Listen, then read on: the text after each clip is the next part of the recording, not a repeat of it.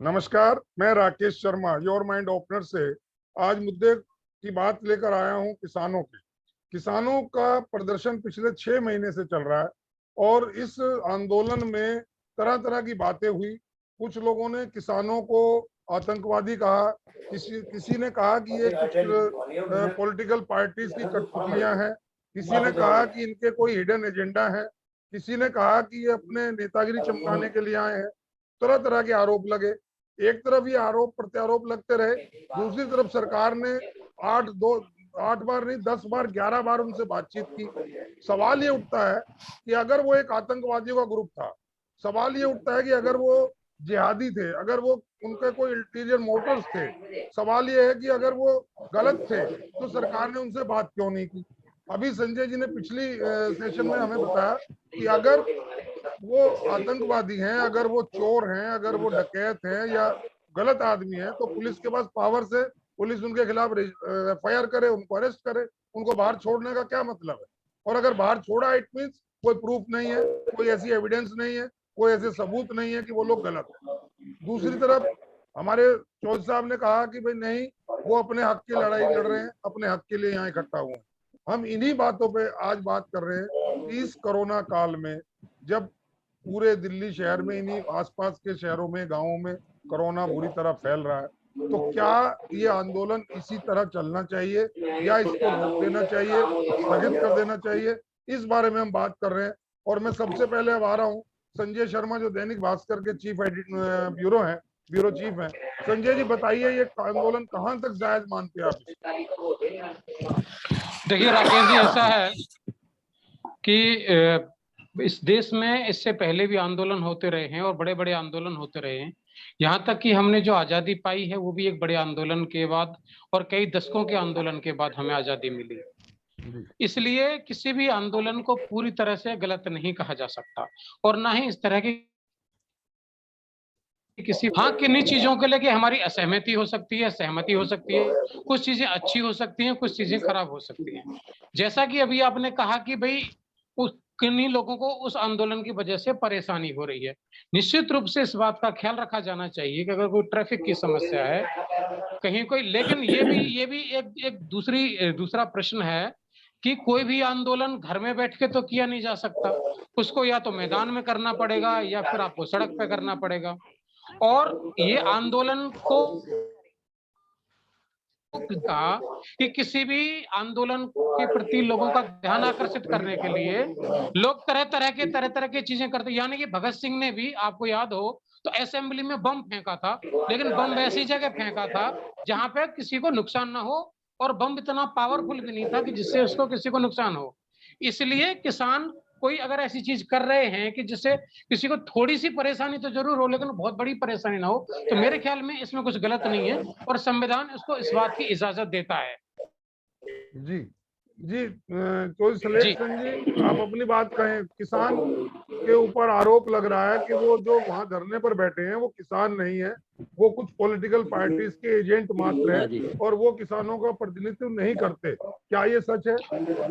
देखिए, मतलब ये तो आरोप अगर प्रत्यारोप तो लोगों के चलते रहते हैं जी। मेरे से पूछ रहे हैं, मेरे से पूछ रहे हैं आप? तो मैं ये कह रहा, ये जो मैं बता रहा हूँ, एक्सक्यूज, बात ये है जी, मतलब कोई भी अपनी बात जो है कहीं तो रखेगा, जो भी समाधान है, जो भी चीज है, जैसे ये कहने की बात बैठे हुए हैं जी। हाँ बताए। हाँ जी जी, मतलब कोई तो जगह ऐसी होगी, जैसे ये कहे कि वे सड़कों पे बैठे, कोई कहेगा वे वहां बैठे। भाई कोई को भवन तो है नहीं का भाई, वो को भवन बना रखा सरकार ने, कुछ को भवन में जाके मैं बैठ जा है?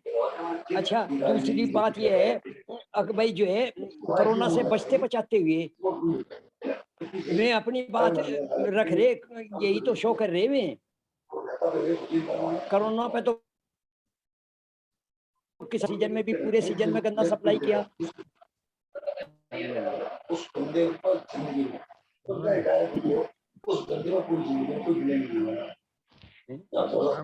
ज्वाइन करो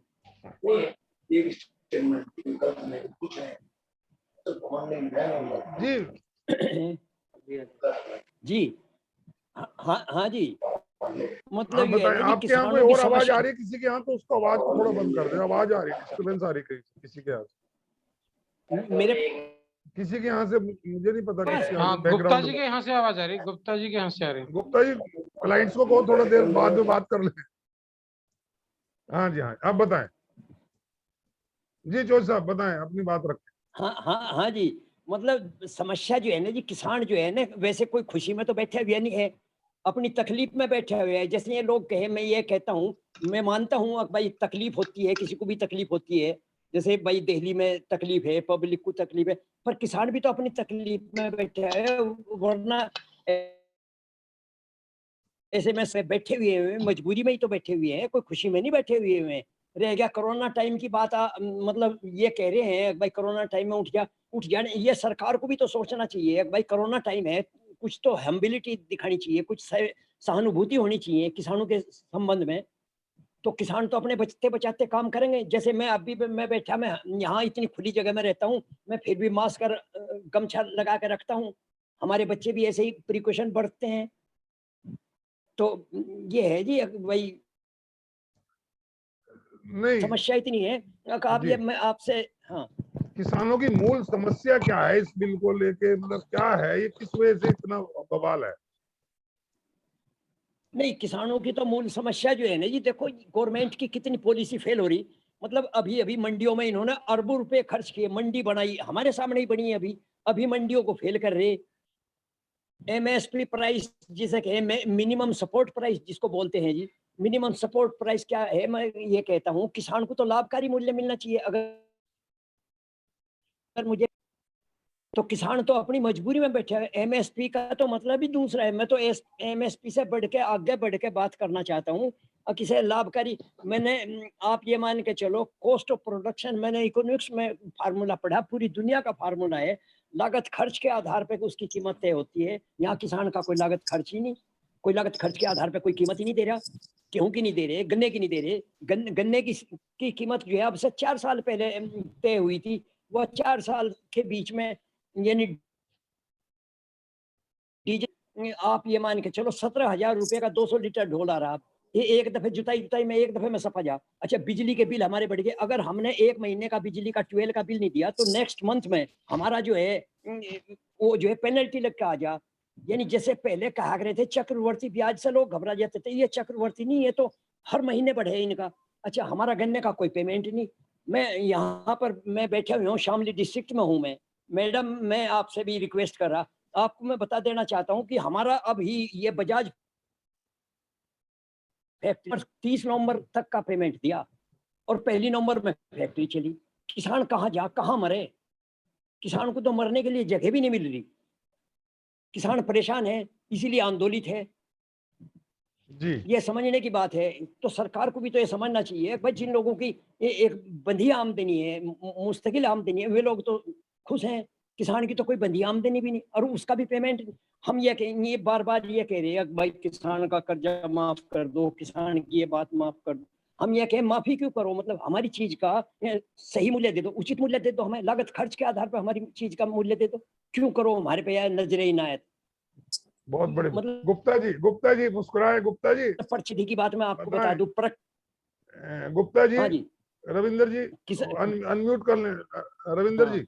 हाँ जी, हाँ, हाँ जी, बोलिए। देखिए चौधरी साहब ने बहुत मजबूत बात कही और बहुत सही और सार्थक बात कही कि हमें खैरात नहीं चाहिए, नजर इनायत नहीं चाहिए कि हमारे कर्ज माफ करो या हमारे कोई सब्सिडी दो, हमारा अपना हक दे दो। तो अभी इसमें जो ये बिल थे, सुप्रीम कोर्ट ने कहा कि हम 2 साल का स्टे कर देते। तो ये कहाँ तक, इस बारे में आप क्या कहेंगे बीइंग ए लॉयर? मतलब ये क्या है, ये कहीं सरकार की गुगली है या ये वाकई कुछ रिलीफ है? ये रिलीफ नहीं है, ये बेसिकली किसानों के साथ धोखाधड़ी करने की बात है। सुप्रीम कोर्ट में जब आप जाते हैं तो उसका सीधा मतलब होता है भाई, आप या तो कहे ए ठीक है या बी ठीक है। अब सुप्रीम कोर्ट कहे जी 2 साल बाद आना, तब हम तय करेंगे। तो इसका मतलब यह है कि सुप्रीम कोर्ट के जो जज बैठे हैं वो अकल लगा के काम नहीं कर रहे, संविधान के हिसाब से काम नहीं कर रहे। वो सोच रहे हैं, एक पुरानी कहावत है, एक पुरानी कहानी आती है कि एक आदमी को राजा ने जो कहा कि भाई हम तेरे को मृत्युदंड दे रहे हैं। तो लोगों ने कहा भाई तू मृत्युदंड मिला है, तू रो रहा है, रोता है और तू हंस रहा है, क्या बात हुई? उसने कहा जी मैं तो इतिहास रहा हूँ कि मैं अकेला आदमी हूँ जो जानता है कि घोड़े की लीद से कैसे जो है हीरे जवाहरात पैदा किए जाते हैं। अब मैं मर जाऊंगा तो ये जो है विद्या जो है खत्म हो जाएगी। तो राजा ने कहा ये तो बड़ी अच्छी बात है। उसने कहा फिर क्या करना पड़ेगा? उसने कहा जी आप मुझे जो है एक घोड़ा दे दीजिए, इतने पैसे दे दीजिए और 1 साल के लिए मुझे और घोड़े को एक कारावास में बंद कर दो, तो मैं जो है 1 साल में जो है घोड़े की लीद से आपको हीरे जवाहरात पैदा करके दिखा दूं। दोस्तों से मिलने गया, उसने कहा अरे रामकिशन, तूने जो ये बात कही है तो झूठी बात है। कहता है जी क्या पता है 1 साल में या तो राजा मर जाए या ये घोड़ा मर जाए या मैं ही मर जाऊं, तो चांस लेने वाली बात है। तो सुप्रीम कोर्ट वाले भी यही वाली बुद्धि लगा रहे हैं। वो कहते हैं जी 2 साल बाद सोचेंगे। अब मैं कहता हूं अगर हिंदुस्तान का प्रधान न्यायाधीश ऐसी बुद्धि की बात कर रहा है तो मैं कहूंगा किसान उससे ज्यादा अक्लमंद है। किसान ने कहा तुम 2 साल कह रहे हो, हम 4 साल बैठ जाएंगे, हम 4 साल तक जो है धरना देते रहेंगे। अब ये बात जो बार बार आ रही है कि लोग परेशान हो रहे हैं किसान धरने पे, आप याद करिए किसान का जो आंदोलन है वो रामलीला मैदान में आकर बैठने का था। उन्होंने कहा था हम रामलीला मैदान में आकर आंदोलन करेंगे, उसी तरह करेंगे जैसे अन्ना हजारे ने किया, उसी तरह करेंगे जिस तरह बाबा रामदेव ने किया। तो सरकार जानती थी कि वहां पर आने का क्या मतलब है। तो मोदी सरकार जो कि रामदेव और अन्ना हजारे के आंदोलन की वजह से सत्ता में आई है, उसने कहा नहीं तुम्हें हम जो है रामलीला मैदान नहीं आने देंगे, और इसलिए उन्हें रोक दिया। अब ये जो लोग कह रहे हैं जी हम बड़े परेशान हैं आने जाने के रास्ते पे, तो आप देखिए दिल्ली के चारों तरफ जो रास्ते हैं उनमें कील किसने लगाई? तो बंद किसने किया हुआ है? केंद्र सरकार ने किया हुआ है। अरे भाई तूने अपने आप जो है रास्तों को बंद कर दिया, तो रास्ते खोलने का तरीका तो यह है कि तुम अपने जो रास्ते खाली करो। लेकिन किसान को बदनाम करना है, इसलिए जो है ये सरकार जो है अपनी उंगली कटा के दिखाना चाहती है देखो हमारे ऊपर कितनी बड़ी हिंसा हो गई। यानी हिंसा जो है 400 किसान मर गए बैठे बैठे धरने पे, वो हिंसा नहीं है। लेकिन मोदी सरकार को लगता है कि हमारे पुलिस वालों पे लट पड़ गए तो वो जो है हिंसा हो गई। और वो किसने की? जीत सिंह ने। जीत संधू कौन है? वो बीजेपी का आदमी है। तो ये अपने ही कर, जिसे हम कहते हैं 5th कॉलम के, जैसे जब लड़ाई होती थी तो पहले ये कहा जाता था कि दुश्मन के खेमे में अपने चमचों को, अपने जासूसों को भेज दो, वो वहां पर जो है बदअमनी फैलाएंगे और फिर दूसरे को बदनाम करो। तो वही जो है भारत सरकार का डर्टी ट्रिक डिपार्टमेंट, जो आईबी है, जो आरएसएस है, जो भारतीय जनता पार्टी के वर्कर है, ये सारे डर्टी ट्रिक डिपार्टमेंट के हैं जो बहस नहीं करना चाहते। किसान कहता है बहस करो, वो कहते हैं जी बहस नहीं करेंगे। इन्होंने संसद में बहस नहीं की, संसद में जो पार्लियामेंट्री कमेटी होती है उसमें बहस नहीं की। तो ये सरकार बहस से डरना चाहती इसलिए है क्योंकि अगर आप अकल की बात करेंगे तो उनकी पोल खुल जाएगी। ये तो जो है भेड़िया दस्तान वाले लोग हैं, शोर मचाओ, ड्रम बजाओ, दूसरे को जो बदनाम करो। और ये जो आरएसएस जो है वो झूठ की फैक्ट्री है, वो झूठ फैलाती है। अभी टूल किट वाला मामला है, किसानों के मामले में टूल किट पहली बार आया था और बाद में पता शर्मा जी मैं कुछ बोल सकती हूँ क्या? पुलिस कमिश्नर जो है, आ रहा हूँ आपके पास। एक मिनट मेरी बात सुन लीजिए, फिर आप बोलती रहिए। हाँ जी, आप बोलती रहिए, कोई मुझे एतराज ये भी नहीं जो है है बहुत बड़ा है। एसएल श्रीवास्तव ने ऐसे बताया, एसएल श्रीवास्तव ने ऐसे बताया फार्मूला जो है लीक हो गया है। बाद में बताया टूल किट क्या निकली? टूल किट निकली कि किसी भी प्रोग्राम का शेड्यूल होता है, वो ग्रेटा थनबर्ग ने दिया। बाद में पुलिस ने ना ग्रेटा थनबर्ग का नाम उसमें लिया ना किसी और का नाम लिया। तो इसका मतलब ये सरकार जो है सिर्फ डराने की एक तरह से इनकी साजिश होती है, और ये साजिश पे जब नाकाम हो जाते हैं तो ये किसानों को बदनाम करते हैं। और किसान जो है इतना समझदार है आज के दिन कि वो सर्दी गर्मी बरसात तीनों मौसम झेल चुका है, और उसको इनको डराना धमकाना जो है काम नहीं है। किसान जो है सब्र रखता है, उसे पता है कि अगर मेरी फसल सूख रही है, किसान के मन में सबसे बड़ा सब्र रहता है, और सब्र से जो आदमी लड़ेगा वो हमेशा जीतेगा, चाहे वो किसान हो या गांधी जी हो। जी विजेता बताएं क्या कह रही है? मेरी बात पूरी शर्मा हो। जी मैं इनकी बात को कंटिन्यू रखते हुए बोलूंगी। जैसे कि अभी सर ने बोला सुप्रीम कोर्ट के लॉयर भी हैं, शायद मैं गलत भी हो सकती हूँ, कहते हैं ना रहीमन इस संसार में भांति भांति के लोग, तो लोगों की सोच चेंज हो सकती है। जैसे ये इन्होंने बोला अभी कि सुप्रीम कोर्ट बौखला गई है, इनका कहने का मतलब ये था शायद बिकी हुई है आरएसएस की और बीजेपी वालों की। नहीं, तो क्या वो बिकने में और बौखलाने में फर्क। सर मैं हाँ, नहीं सर, दूसरा हो जाएगा कंटेम्प्ट सर यहाँ पर। चलो ठीक है, आप मेरी बात ठीक है सर। समझिए, जज अगर बेवकूफ भी होगा तब भी मैं उसका सम्मान करूंगा। ठीक है सर, मान लेते हैं जज बेवकूफ है आपके कहने के अकॉर्डिंग, तो सर क्या वो कंसिलेशन का समय मैं नहीं? उसका सम्मान करूंगा। सर मैं बोल दूं, हाँ बोलिए। क्या जो सुप्रीम कोर्ट ने 2 साल का समय दिया है, क्या ये सोच के भी तो दिया हो सकता है कि क्या बोलते हैं गवर्नमेंट और जो किसान लोग हैं आपस में बीच में बैठ के बात कुछ करे, फिर बाद में कोर्ट में मुकदमा मैं आपकी सारी बात से सहमत हूँ। और वो जो भी सर थे जो टीचर बता रहे थे अपने आप को, बिल्कुल सहमत उनकी बात से कि जो किसान है, एग्जैक्टली जो किसान है वो सच में आज के टाइम में हो रहा है। और मेरी आपसे भी फोन पे काफी सारी बात होती रहती है, तो एक बार मुझे आपने गन्ने का भी एक एग्जांपल दिया था कि ऐसा ऐसा हो रहा है। तो क्या आज जो किसान कर रहे हैं, जिस तरह से कर रहे हैं, हर बंदे को इंडिया के अंदर, इवन हर कंट्री के अंदर अपने बातों को रखने का पूरा अधिकार है, तरीके से रखने का, लेकिन क्या हम अपनी बातों को इस तरह रखें जो उग्र हो जाए? मान लेते हैं गवर्नमेंट के बीच में लोगों को भेज रही है, क्या आप अपने आसपास के लोगों को भी नहीं पहचान पा रहे? मत आने दो ना आप अपने अंदर में। या तो फिर अगर आप इस कैपेबल ही नहीं हो कि आप अपने बंदों को पहचान पाओ, तो फिर आप अपना ये आंदोलन ही मत करो। फिर ये किसान, सर मुझे एज एन पर्सनली लगता है ये किसान का आंदोलन नहीं है, ये किसान की आड़ में लिया जा रहा है, क्योंकि एग्जैक्टली कोई भी किसान के मुद्दों पे बात कर ही नहीं रहा है। जैसे कि गन्ने वाली बात हुई थी, जैसे सर ने अभी बात करी है कि वो हमको पेमेंट पूरी नहीं दे रहे, एग्जैक्टली बात उस पॉइंट पे हो ही नहीं रही है, बात कुछ और हो रही है, बातों को घुमाया जा रहा है।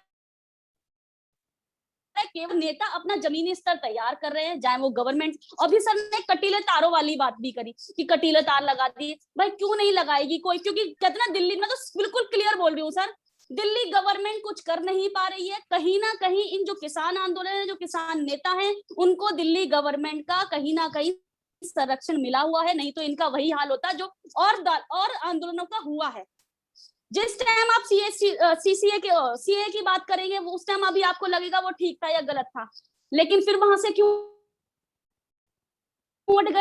यहाँ पर केवल क्या बोलते हैं, यहाँ पर केवल जो केजरीवाल गवर्नमेंट है, इनका सपोर्ट मिला हुआ, इसीलिए वो कुछ नहीं कर पाते। कभी वो वहां पे जाके वाईफाई की बात करते हैं, कभी ऐसी बात करते हैं। आप खुद बताइए, मैं और आप जिस दिन गए थे वहां पे किसान आंदोलन जिस टाइम हो रहा था, कितनी दिक्कतों का सामना हमें करना पड़ा था एज एन पर्सनली, कितनी दिक्कतों का। और वो जो किसान आंदोलन हो रहा था उसमें लोग बाग BMW तक लेके आए थे, मैंने खुद देखा था और आपने भी खुद देखा था। क्या ये बात कहाँ तक सही है? क्या सही है? किसान ऐसा नहीं होता। संजय कुछ देखिए मैडम, पहले तो मैं कहता हूँ BMW किसान पे होना कोई अपराध तो है नहीं। कार है, कोई BMW ला सकता है, कोई बलेनो ला सकता है, कोई मर्सिडीज ला सकता है, इसमें सबको देखिए सुनिए, अब मैंने आपको धैर्य से सुना, मेरी बात सुन लीजिए। अच्छा, अब देखिए इस शोर शराबे में जो असल मुद्दा है वो पीछे छूट गया है। शर्मा जी, मैं ये कह रहा हूं कि किसान अकेला ऐसा अभागा प्राणी इस धरती पर है कि एक पेन बनाने वाली कंपनी पेन बनाती है, लेकिन कीमत उसकी खुद डिसाइड करती है। एक चप्पल बनाने वाली कंपनी चप्पल खुद बनाती है, कीमत खुद डिसाइड बनाती है। कोट बनाने वाली कंपनी, मोबाइल बनाने वाली कंपनी, उत्पाद बनाने वाली कंपनियां बनाती हैं और अपना मूल्य खुद तय करती हैं।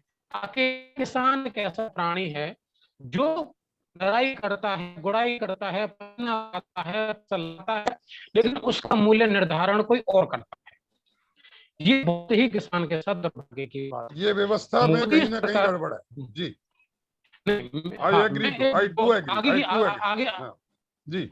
मैं आगे की बात कह रहा हूँ शर्मा जी कि देखिए,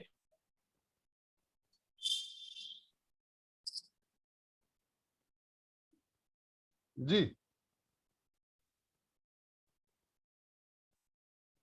कहीं नेट में उनके प्रॉब्लम है। चौधरी साहब अभी आप अनम्यूट रखें अपने, चौधरी साहब अनम्यूट कर लें। चौधरी साहब अपने, हाँ ठीक है। अभी जो ब्यूरो चीफ संजय शर्मा जी हैं, उन्होंने एक बहुत बढ़िया बात कही कि हर आदमी अपनी जो चीज बनाता है उसका मूल्य खुद निर्धारित करता है।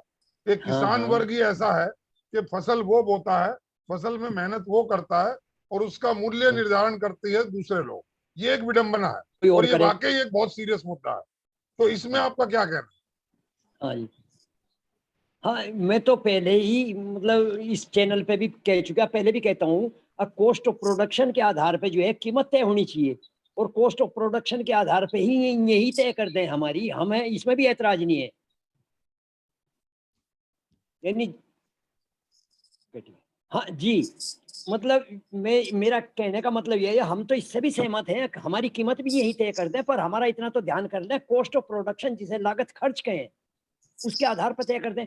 MSP जो है मिनिमम सपोर्ट प्राइस जिसको बोलते हैं, न्यूनतम समर्थन मूल्य, न्यूनतम समर्थन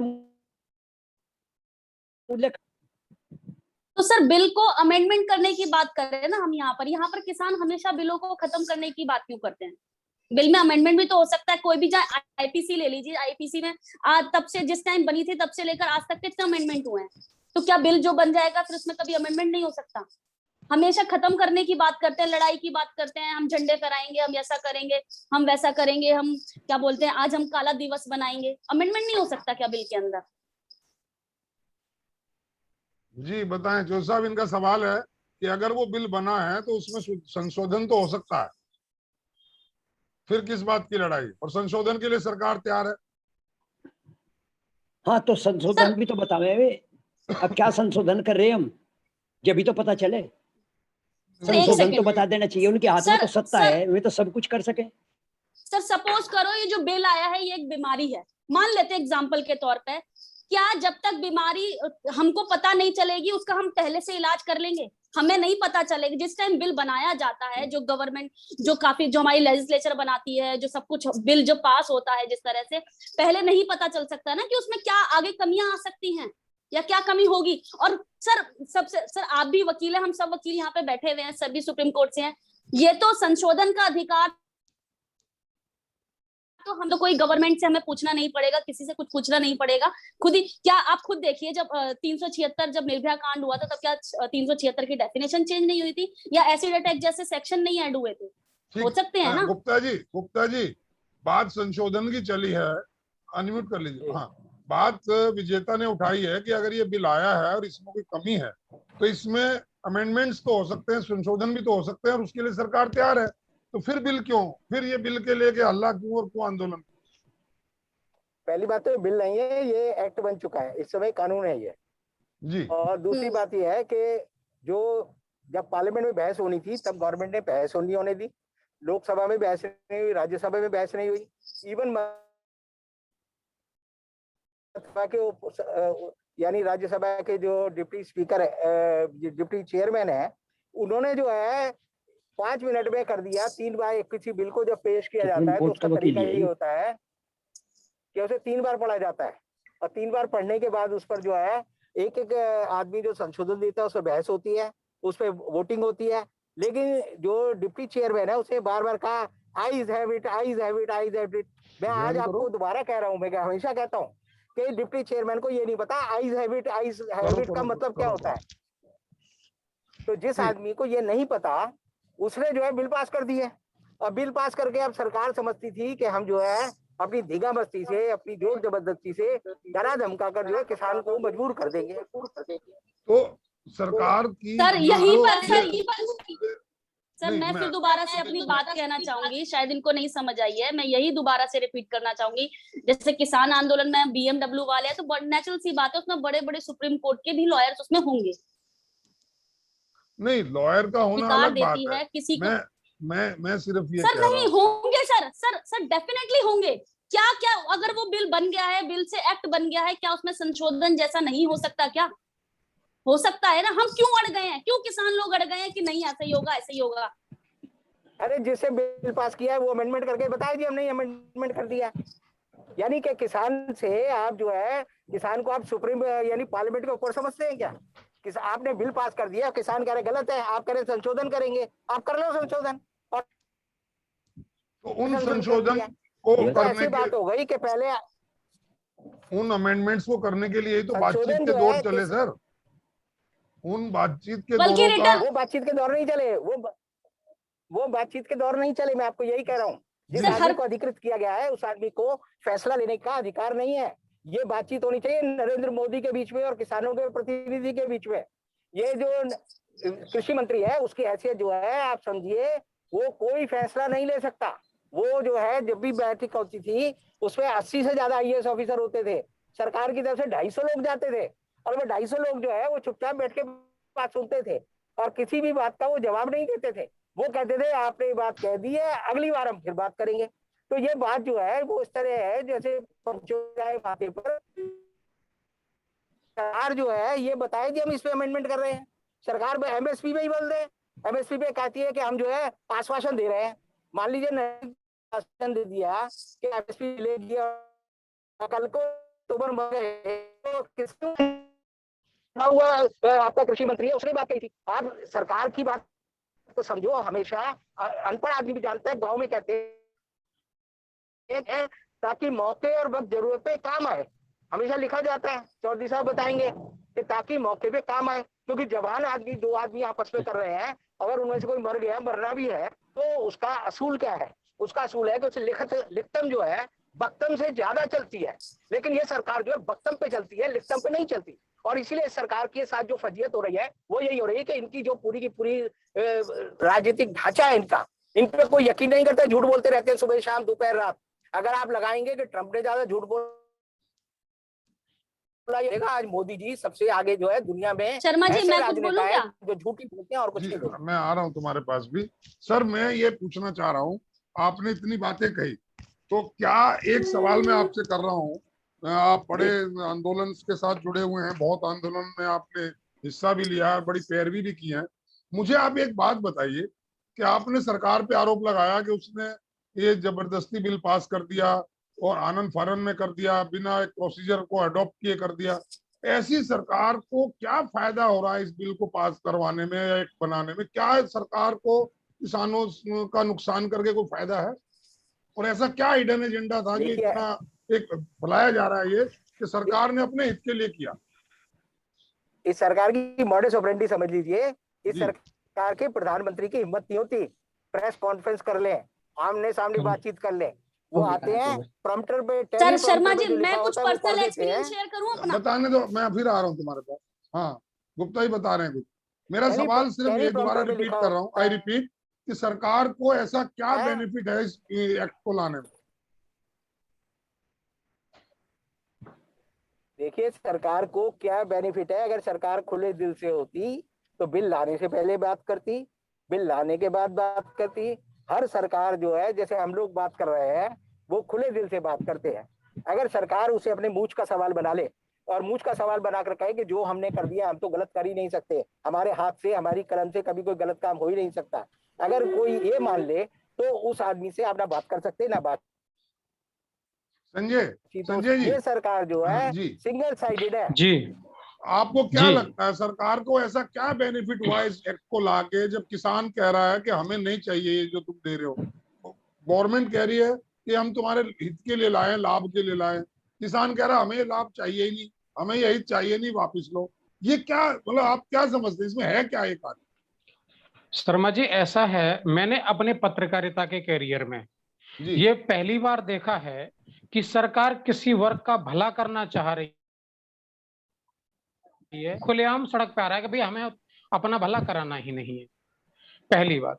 दूसरी बात, जब भी कोई सरकार कोई लॉ लाती है, कोई कानून बनाती है, कोई योजना लाती है, तो उससे पहले कोई उसकी डिमांड करता है। इस किसी कृषि सुधारों के बारे में किसी भी संगठन ने, किसी भी किसान संगठन ने कभी कोई मांग ही नहीं करी। कभी किसी आयोग ने या किसी कमेटी ने इस तरह के कोई सजेशन दिए ही नहीं। कभी कोई किसानों के लिए कमेटी कानून ऊपर से ड्रॉप हुए और अचानक सपना आया और सरकार ऑर्डिनेंस लेके आई। देखिए, ऑर्डिनेंस तब सरकार कोई लाती है तब बहुत जरूरी वो कानून बनाना हो और उस समय पार्लियामेंट ऑर्डर में ना चल रहा हो। उस समय पार्लियामेंट ऑर्डर में नहीं था, कोरोना का काल चल रहा था। उस समय सरकार को आनंद फानन में भगवान जाने ऐसी क्या आवश्यकता पड़ गई कि उनको लाना पड़ा।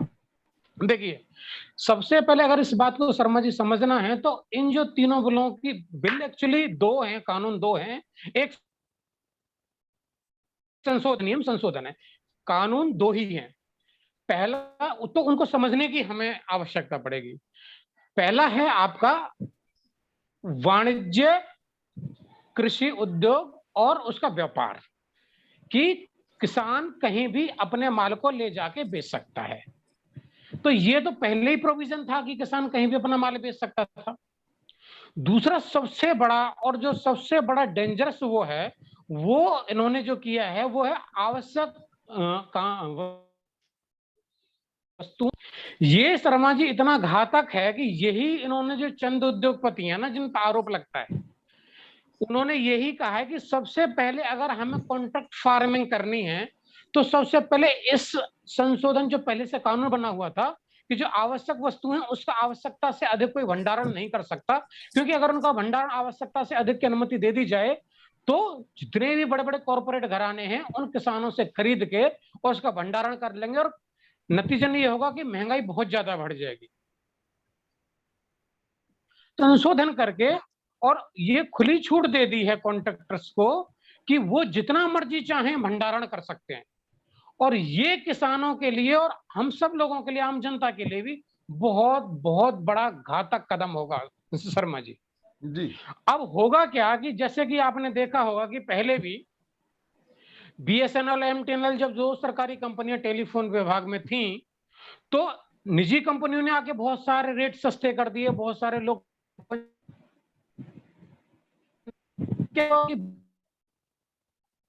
और दोनों बर्बाद होके बंद हो गए। उसका नतीजा ये देखिए कि 3, 4, 5 जो कंपनियां इसमें सेक्टर में रह गई, उन्होंने अपनी मोनोपोली बना ली और हर बार वो कॉल रेट के दायरे बढ़ाते जा रहे हैं, कॉल रेट को बढ़ाते जा रहे हैं। यही चीज मुझे ऐसा लगता है व्यक्तिगत रूप से कि आने वाले समय में हो सकता है कि सरकार की मंशा अच्छी हो और वो किसानों को बहुत सारे ऑप्शन मिले बाजार में, ये उसने सोचा हो, लेकिन मुझे ये लगता है कि अगर कल को सारे किसानों का भंडारण उन्होंने खरीद लिया, रेट में बेचा, तो जो आटा आपको आज 30 रुपए 25 रुपए किलो बिकता है, कल को 100 रुपए बिकने लग गया तो आप क्या करेंगे? तीसरा जो कानून में प्रोविजन है शर्मा जी, वो ये है कि इस कॉन्ट्रैक्ट जो किस फार्मिंग की जो बात करी जा रही है, उसमें जो कॉन्ट्रैक्टर है, जो उद्योगपति खरीदने वाला है, उसके पक्ष में ज्यादा फायदेमंद चीजें हैं। जैसे कि अगर किसानों से जो कॉन्ट्रैक्ट होता है, मान लीजिए कोई 2000 रुपए क्विंटल की उन्होंने चीज तय करी और मार्केट में उसका अब किसान पूरी तरह से उसको 2000 रुपए में ही देने के लिए बाध्य है, अन्यथा उसके लिए बहुत सारे जेल वगैरह जाने के प्रोविजंस इसमें हैं। ठीक है चौधरी साहब, आपकी बात को शायद संजय जी ढंग से बता पा रहे हैं। जी चौधरी साहब। जी हाँ, जी हाँ, मैं सुन रहा हूँ जी, बहुत ध्यान से सुन रहा। आप इससे समर्थन करते हैं इस बात का, या कुछ और कहना चाहते हैं इसके अलावा? नहीं नहीं नहीं, सही बात है, मतलब बिल्कुल सही बात है, जो कानून बता रहे हैं बिल्कुल सही है, यही है। कानून तो वो है, हाँ जी। इसमें आपको और कोई ऐसी बुनियादी आपको मतलब परेशानी इस कानून के तहत, इस कानून के बनने से कोई और आपको परेशानी जमीनी तौर पे आपको लगती हो? नहीं, वो तो बुनियादी तौर से जो है उसका किसानों के लिए ही फाउंडेशन है। देखो, हमने वो अनुभव किया पहले, किसान ने अगर जब गेहूं की कमी होती थी और अमेरिका से जो है PL 480 के अंतर्गत गेहूं आता था, तो यहाँ ऐसा भी हुआ, अगर हमने गेहूं को ये उसमें भूसा में रख दिया भाई, ताकि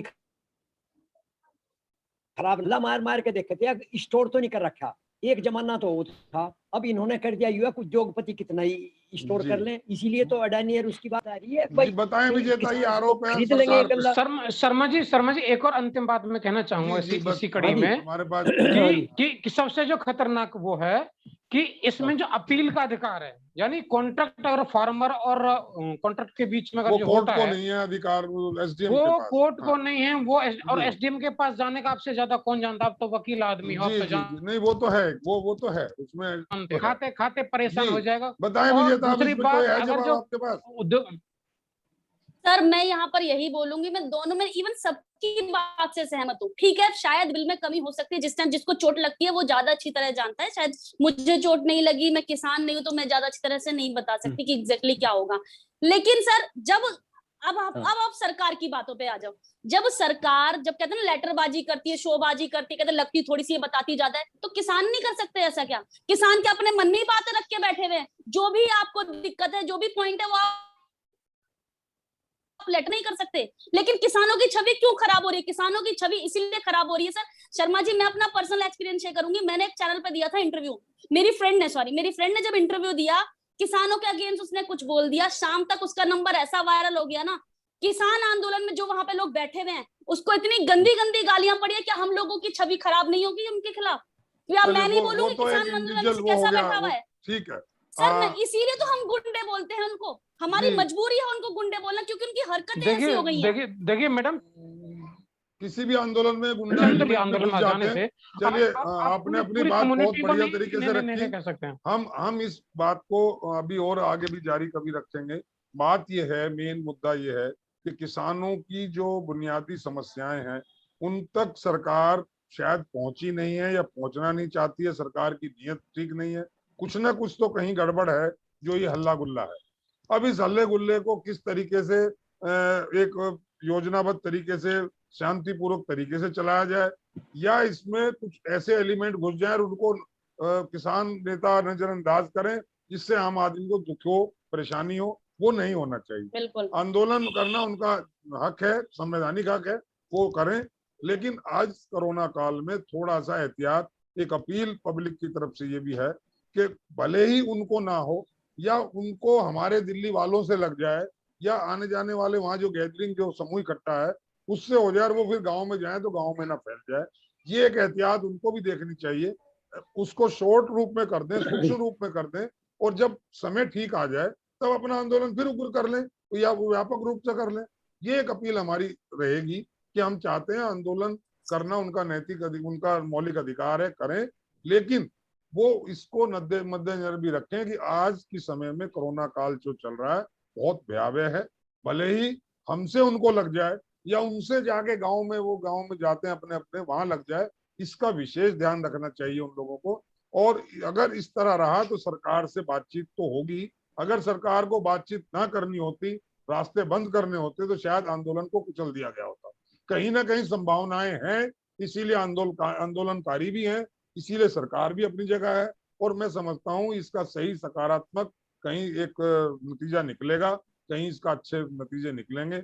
इन्हीं उम्मीदों के साथ आप सभी मेहमानों का पुनः बहुत बहुत स्वागत करते हुए भी, और मैं धन्यवाद करूंगा कि आपने बहुत अपने विचार ऐसे रखे कि जिससे आम आदमी को पता लगेगा कि वाकई आंदोलन है क्या और इसे किस तरह बदनाम किया जा रहा है और किस तरह से इसको खत्म होना चाहिए या नहीं होना चाहिए। इस बारे में अपने विचार पुनः आपके मैं लूंगा। तब तक के लिए आप सभी लोगों का धन्यवाद। जय हिंद, जय भारत, जय जवान, जय किसान। जय धन्यवाद।